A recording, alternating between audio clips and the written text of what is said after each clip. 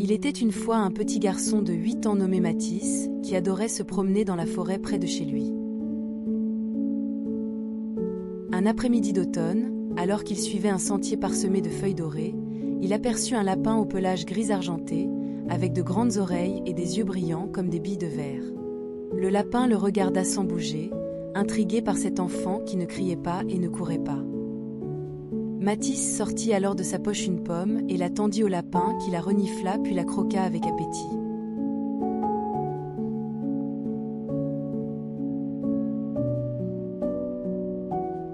Depuis ce jour, Mathis revint chaque semaine dans la forêt avec un petit cadeau. Des carottes, des pommes, le lapin l'attendait toujours au même endroit. Mais quelque chose d'extraordinaire commença à se produire. Mathis découvrit que le lapin gris n'était plus seul. 2 autres lapins l'accompagnaient, une lapine blanche et un jeune lapro roux.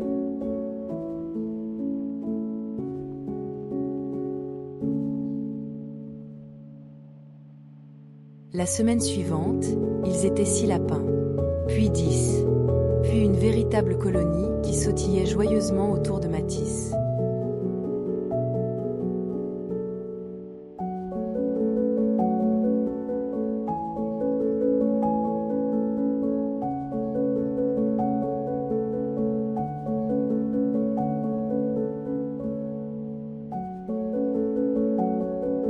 Mais les lapins n'étaient pas les seuls à avoir remarqué la gentillesse du petit garçon.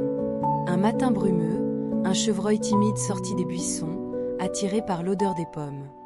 Mathis, émerveillé, lui tendit un fruit qu'il accepta avec délicatesse.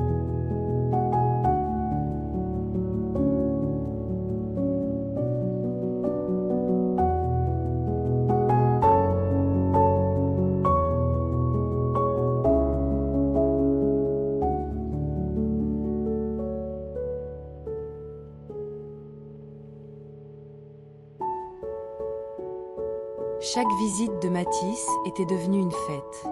La clairière s'animait de bruits joyeux.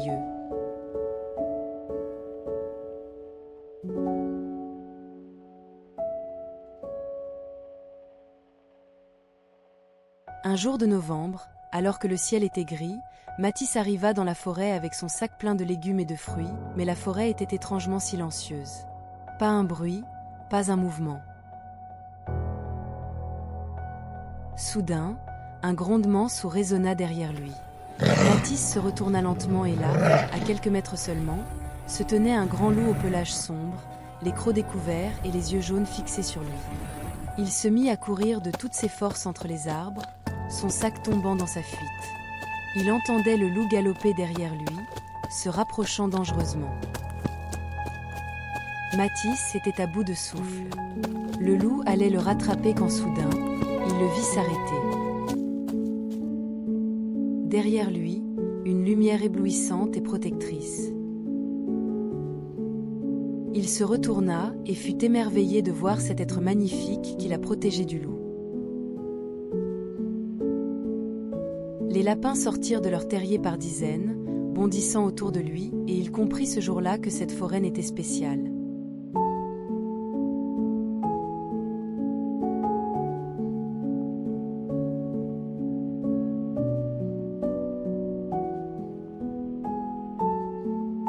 Depuis, Mathis continua ses visites dans la forêt.